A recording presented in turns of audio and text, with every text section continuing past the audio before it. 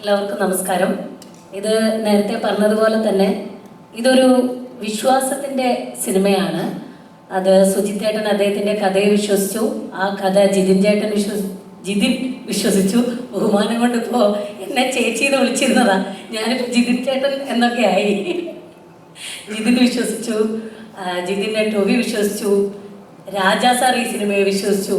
അപ്പോൾ നമ്മുടെ ലിസ്റ്റിൻ ചേട്ടനാണ് രാജാ സാറിന് പറഞ്ഞത്. ലിസ്റ്റിൻ ചേട്ടൻ നോക്കൂ, ലിസ്റ്റിൻ ചേട്ടൻ്റെ ബിസിനസ് നടക്കുമെന്ന് രാജാ സാറിനോട് ചോദിച്ചപ്പോൾ ലിസ്റ്റിൻ ചേട്ടൻ വീണ്ടും അത് വിശ്വസിച്ചു. അങ്ങനെ മൊത്തത്തിൽ ഇതൊരു വിശ്വാസത്തിൻ്റെ സിനിമയാണ്. അപ്പം ഞങ്ങളേറെ വിശ്വസിക്കുന്നുണ്ട് നിങ്ങൾക്ക് എല്ലാവർക്കും ഈ ഒരു സിനിമ ഇഷ്ടപ്പെടും എന്നുള്ളത്. അപ്പം ഇതിൽ മണിയൻ എന്ന് പറയുന്ന ടൊവിനോ ചെയ്യുന്ന ക്യാരക്ടറിൻ്റെ പേരായിട്ടാണ് ഞാൻ വരുന്നത്, മാണിക്യം എന്നുള്ളത്. അപ്പോൾ ഈ മാണിക്യം നമുക്ക് എപ്പോഴും ഒന്നും ഞാനിതുവരെ കണ്ടിട്ടില്ല, കേട്ടിട്ട് മാത്രമേ ഉള്ളൂ. പക്ഷേ എനിക്കൊരു മാണിക്യം പോലെയുള്ള ഒരു കഥാപാത്രത്തെ കിട്ടിയ സിനിമ കൂടിയാണ്. താങ്ക് യു സുജിത് ചേട്ടാ, താങ്ക് യു ജിതിൻ, ലിസ്റ്റിൻ ചേട്ടാ, ടൊവി, എല്ലാവരോടും നന്ദി പറയുകയാണ്. ഇതിൽ ഞാൻ മാത്രമല്ല സ്ത്രീ കഥാപാത്രമായിട്ടുള്ളത്. കൃതി ഷെട്ടി ഉണ്ട്, അതുപോലെ തന്നെ ഐശ്വര്യ രാജേഷ് ഉണ്ട്, പാർവതി ചേച്ചി ഉണ്ട്. അതുപോലെ ഒരുപാട് സ്ത്രീ കഥാപാത്രങ്ങൾ ഈ സിനിമയുടെ ഭാഗമാണ്.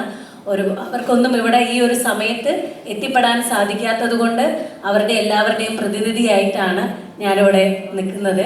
അപ്പം എന്നെ ധൃതി ഷെട്ടി എന്നാണ് ഇവർ ഇൻ്റർനാഷണൽ പ്രൊമോഷനിലൊക്കെ 3 പേര്.